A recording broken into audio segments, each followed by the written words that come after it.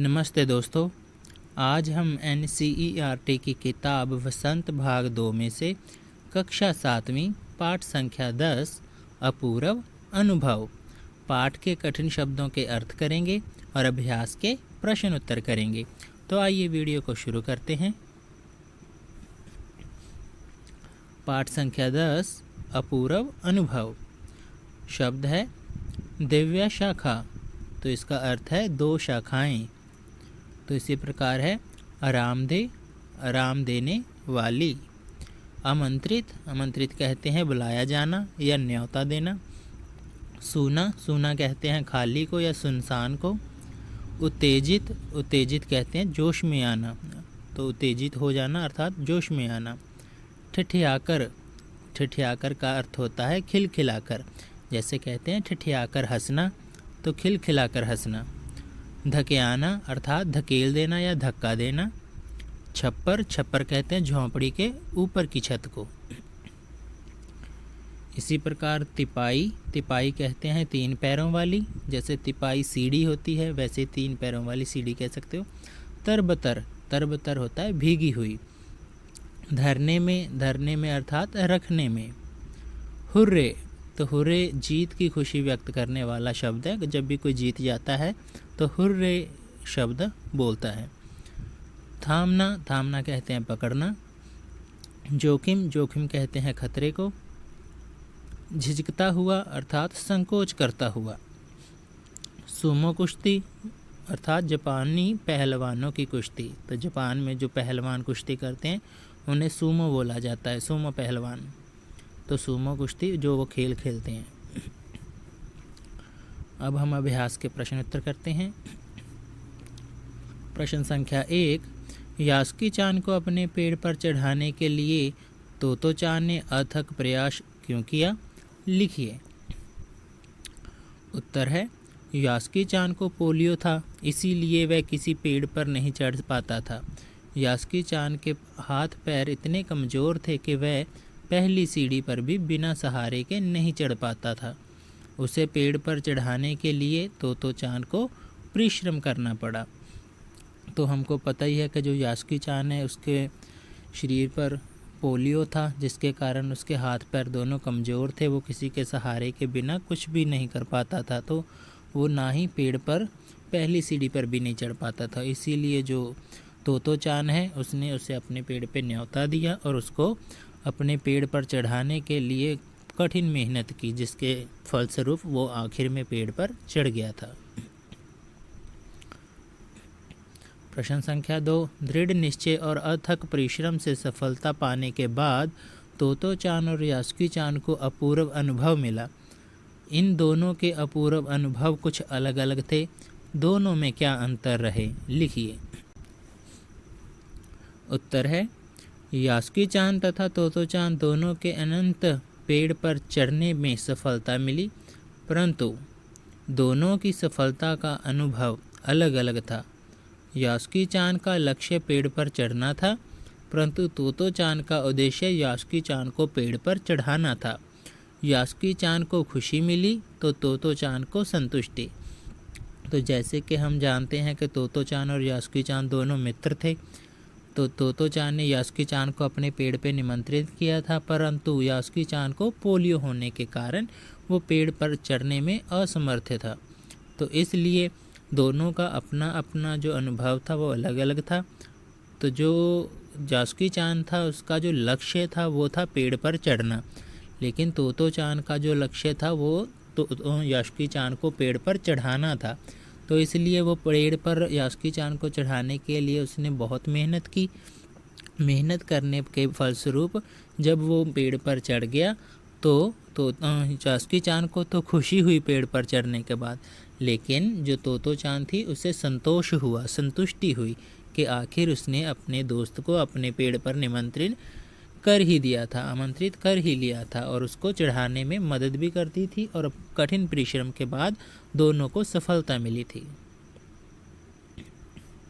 प्रश्न संख्या 3, पाठ में खोज कर देखिए कब सूरज का ताप यास्की चान को और तोतो चान पर पड़ रहा था।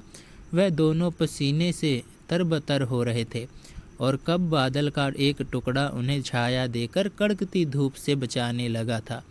आपके अनुसार इस प्रकार परिस्थिति के बदलने का कारण क्या हो सकता है? उत्तर है, जब यास्की चान और तोतो चान एक तिपाही सीढ़ी के द्वारा पेड़ की दिव्य शाखा तक पहुंच रहे थे, तब सूरज का ताप उन पर पड़ रहा था। उन्हें काफ़ी पसीना आ रहा था। जब तोतो चान अपनी पूरी ताकत से यास्की चान को पेड़ की ओर खींच रही थी, तब एक बादल का बड़ा टुकड़ा बीच बीच में छाया करके उन्हें कड़कड़ाती धूप से बचा रहा था। ये मौसम का बदलता रूप था। हम जानते ही हैं कि जब तोतो चान ने यास्की चान को पेड़ पर चढ़ाने का यत्न किया तो उसने एक तिपाही सीढ़ी, 3 पैरों वाली सीढ़ी लाई और उसके ऊपर जो यास्की चान था उसको बड़ी मेहनत से चढ़ा दिया था। और जब वो सीढ़ी से दिव्य शाखा की ओर बढ़ रहा था तो तब एक बादल का टुकड़ा उनके ऊपर छाया करके जाता था। तो पाठ में बताया भी गया है कि ये जो मौसम है गर्मी का मौसम है, ग्रीष्म मौसम है, क्योंकि गर्मी की छुट्टियां हुई हैं। तो उसी कारण से हमें पता चलता है कि गर्मी का मौसम होने के कारण जो सूरज है आसमान में बहुत ही गर्म है, जिसके कारण धूप में वो और तरबतर हो गए, पसीना अर्थात उनको बहुत पसीना आ चुका है। तो पसीना आने के बावजूद वो अपने प्रयास, अपने लक्ष्य की ओर ध्यान केंद्रित करके आगे ही आगे बढ़ रहे हैं। अर्थात वो अपना जो लक्ष्य है यास्की चान को पेड़ पे चढ़ाने का, तोतो चान सफलतापूर्वक कर रही है। और जब सूरज की गर्मी पड़ रही है जिसके कारण उनको पसीना आया है, इसके साथ ही एक बादल का बड़ा सा टुकड़ा उन पर छाया भी कर देता है। तो ये मौसम के बदलना बता रहे हैं कि कब बादल आता है। तो ये शाम का समय हो रहा है अब दोपहर से, तो वो मौसम में जो बदलाव आ रहा है उसके बारे में वो कह रहे हैं। प्रश्न संख्या 4, यास्की चान के लिए पेड़ पर चढ़ने का ये अंतिम मौका था। इस अधूरे वाक्य को पूरा कीजिए और लिखकर बताइए कि लेखिका ने ऐसा क्यों लिखा होगा। उत्तर है, यास्की चान के लिए पेड़ पर चढ़ने का ये पहला और अंतिम मौका था। लेखिका ने ऐसा इसलिए लिखा होगा क्योंकि यास्की चान के लिए स्वयं अपने बल पर पेड़ पर चढ़ना संभव नहीं था और तोतो चान इस तरह झूठ बोलकर इतनी मेहनत से हमेशा उसकी मदद नहीं कर सकती थी। तो जो तोतो चान थी उसने यास्की चान को अपने पेड़ पर आमंत्रित किया था, न्योता दिया था आने का, परंतु उसने यास्की चान के भी माता पिता से ये बात छुपाई थी और अपने माता पिता से भी ये बात छुपाई थी। तो उसने झूठ बोला कि वो उससे मिलने जा रही है, तो वो झूठ बोलकर यास्की चान को अपने पेड़ पर आमंत्रित कर रही थी, अर्थात चढ़ाने के लिए बुलाकर लाई थी।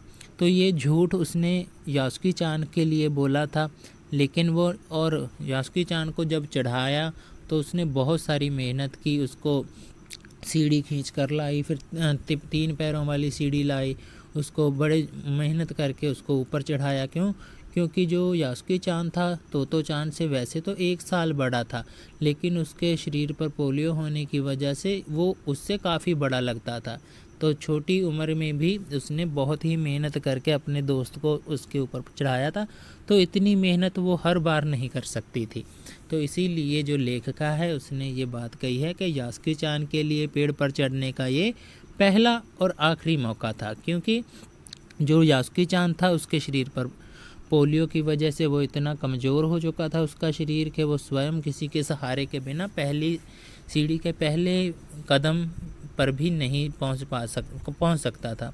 तो इसीलिए उन्होंने कहा है कि जो यास्की चान है तो उसमें इतना बल नहीं है कि वो अपने आप चढ़ जाए, और तोतो चान हर बार झूठ बोलकर इतनी मेहनत से हमेशा उसकी मदद नहीं कर सकती है। तो ये इसके लिए पहला भी मौका था और आखिरी मौका भी था। तो प्रश्न संख्या 5, तोतो चान ने अपनी योजना को बड़ों से इसलिए छिपा लिया कि उसमें जोखिम था। यास्की चान के गिर जाने की संभावना थी, फिर भी उसके मन में यास्की चान को पेड़ पर चढ़ाने की दृढ़ इच्छा थी। ऐसी दृढ़ इच्छाएं बुद्धि और कठोर परिश्रम से अवश्य पूरी हो जाती हैं। आप किस तरह की सफलता के लिए तीव्र इच्छा और बुद्धि का उपयोग कर कठोर परिश्रम करना चाहते हैं? तो उत्तर है, हमें ऐसे कार्य के लिए परिश्रम तथा बुद्धि का प्रयोग करना चाहिए जिससे किसी को खुशी मिले, किसी का अच्छा हो, हमें किसी ज़रूरतमंद के काम आना चाहिए। तो ये बिल्कुल बात सही है कि हमें जो भी कार्य करना है तो वह बुद्धि के पूर्ण प्रयोग से करेंगे और जो ऐसे कार्य करने चाहिए जिससे लोगों को खुशी मिले, किसी न किसी को वो अच्छा लगता हो। तो और जो भी ज़रूरतमंद होते हैं तो उनकी हमें सहायता करनी चाहिए, उनके हमें काम आना चाहिए। तो प्रश्न संख्या 6, अपनी माँ से झूठ बोलते समय तोतो चान की नज़रें नीचे क्यों थी? उत्तर है, तोतो चान अपनी माँ के इच्छा के विरुद्ध झूठ बोलकर यास्की चान को पेड़ पर चढ़ाने के लिए लेकर जा रही थी। तो कहीं उसकी चोरी पकड़ी ना जाए, इसी डर के कारण झूठ बोलते समय तोतो चान की नज़रें नीचे थी। तो हमने पाठ में पढ़ा कि जब तोतो चान अपनी माँ से बात करती है तो उसके आँखें अपने पैरों, जो शूज हैं उसके बूट हैं, ठीक है, जूते हैं, उसके इस तस्मों पर ही गड़ी हुई थी। अर्थात वो नीचे नज़रें कर कर ही अपनी माँ से बात कर रही थी। वो इसलिए कर रही थी क्योंकि वो झूठ बोल रही थी कि वो तोतो चान झूठ बोल रही थी कि वो यास्की चान के घर में उससे मिलने जा रही है, जबकि वो यास्की चान को पेड़ पर चढ़ाने के लिए लेकर जा रही थी। तो इसी के कारण वो झूठ बोलती थी, कहीं उसकी चोरी पकड़ी ना जाए, इसी कारण वो अपनी माँ के डर से नीचे देख रही थी, उससे झूठ बोलते समय अपने पैरों की तरफ ही देख रही थी। प्रश्न संख्या 7, यास्की चान जैसे शारीरिक चुनौतियों से गुजरने वाले व्यक्तियों के लिए चढ़ने उतरने की सुविधाएं हर जगह नहीं होती, लेकिन कुछ जगहों पर ऐसी सुविधाएं दिखाई देती हैं। उन सुविधा वाली जगहों की सूची बनाइए। तो उत्तर है, कई जगहों पर अपंगों के चढ़ने उतरने के लिए लिफ्ट और तकनीकी सीढ़ियों की सुविधा है। जैसे मेट्रो स्टेशन और शॉपिंग मॉल में अपंगों को ध्यान में रखते हुए ये सुविधा उपलब्ध कराई गई है। तो हम जानते ही हैं कि काफ़ी सारी ऐसी जगहें हैं जहाँ पे अपंगों को, अपाहिजों को आने जाने में, चढ़ने उतरने में सहायता करने के लिए चीज़ें बनी हुई हैं, जैसे लिफ्ट। तो अस्पतालों में या ऊंची बिल्डिंगों में या शॉपिंग मॉल में जहाँ भी हम देखेंगे लिफ्ट का प्रयोग होता है, तो वो इन्हीं के लिए होता है, जो भी अपंग होते हैं या बीमार होते हैं या बुजुर्ग होते हैं, तो उनके लिए ये लिफ्ट का प्रयोग होता है। इसके अतिरिक्त तो सीढ़ियाँ होती हैं, इलेक्ट्रिक सीढ़ियाँ, अर्थात बिजली पे चलने वाली जो सीढ़ियाँ होती हैं, अपने आप ऊपर नीचे होती रहती हैं, उस पर वो भी इन्हीं की सुविधा के लिए होती हैं। इसके अतिरिक्त स्कूलों में देखेंगे हम, या कॉलेजों में, या किसी भी सरकारी दफ्तरों में, या रेलवे स्टेशनों पर, तो एक तो सीढ़ियाँ बनी होती हैं, लेकिन एक ढलान सी बनी होती है। उस ढलान का मतलब होता है कि जो भी व्हील चेयर पे आते हैं तो उस जगह से व्हील चेयर को ले जाना और लेकर आना आसान होता है। तो इसलिए वो इन्हीं अपंगों या अपाहिज लोगों के लिए ही बनी होती हैं। तो ऐसे कई स्थान हैं जहाँ पर ये सुविधा उपलब्ध करवाई जाती है। तो प्रश्न संख्या 8, दिव्या शाखा शब्द दिव्या और शाखा के योग से बना है। द्वि का अर्थ है दो और शाखा का अर्थ है डाल। दिव्या शाखा पेड़ के तने का वह भाग है जहाँ से दो मोटी मोटी डालियाँ एक साथ निकलती हैं। दिव्या की भांति आप त्रि से बनने वाला शब्द त्रिकोण जानते होंगे। त्रि का अर्थ है 3। इस प्रकार 4, 5, 6, 7, 8, 9 और 10 संख्यावाची संस्कृत शब्द उपयोग में अक्सर आते हैं। इन संख्यावाची शब्दों की जानकारी प्राप्त कीजिए और देखिए कि क्या इन शब्दों की ध्वनियाँ अंग्रेजी संख्या के नामों से कुछ कुछ मिलती जुलती हैं, जैसे हिंदी 8, संस्कृत 8, अंग्रेजी 8। उत्तर है, दिव्य शाखा, द्वि और शाखा दो शब्दों के योग से बना है। यहाँ द्वि का अर्थ दो से है तथा शाखा का अर्थ डाली से है। त्रिकोण शब्द भी त्रि और कोण दो शब्दों के योग से बना है। जिसमें 3 कोण हों उसे त्रिकोण कहा जाता है। इसी प्रकार सप्तऋषि, सप्तऋषि होता है 7 ऋषि। नवग्रह, नवग्रह का अर्थात है 9 ग्रह। दशानन अर्थात 10 आनन। पंचामृत अर्थात 5 अमृत। तो ऐसे ही संस्कृत के कुछ शब्द हैं जिनका हिंदी में अनुवाद किया गया है और योग से बने हुए हैं। सप्तऋषि अर्थात 7 ऋषि, नवग्रह अर्थात 9 ग्रह, नक्षत्र कह सकते हैं। तो दशानन अर्थात 10 आनन, 10 मुख होता है।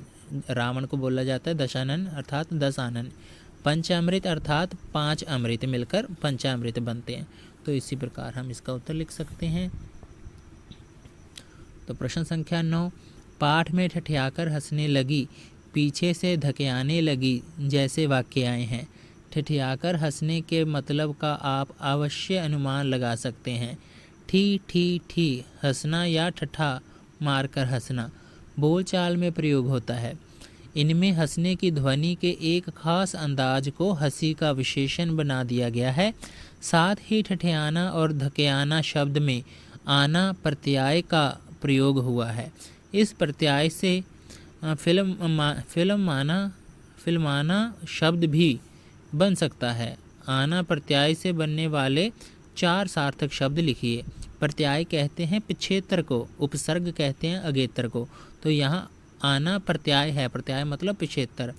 तो आना शब्द से बनने वाले जो प्रत्यय शब्द हैं वो बताने हमने। तो पीछे लगेगा पिछेत्र होता है प्रत्यय। तो घराना, चलाना, जुर्माना, रोजाना, शर्माना, तो ये वाले प्रत्यय शब्द से मिलकर बने हुए हैं। प्रत्यय शब्द है आना।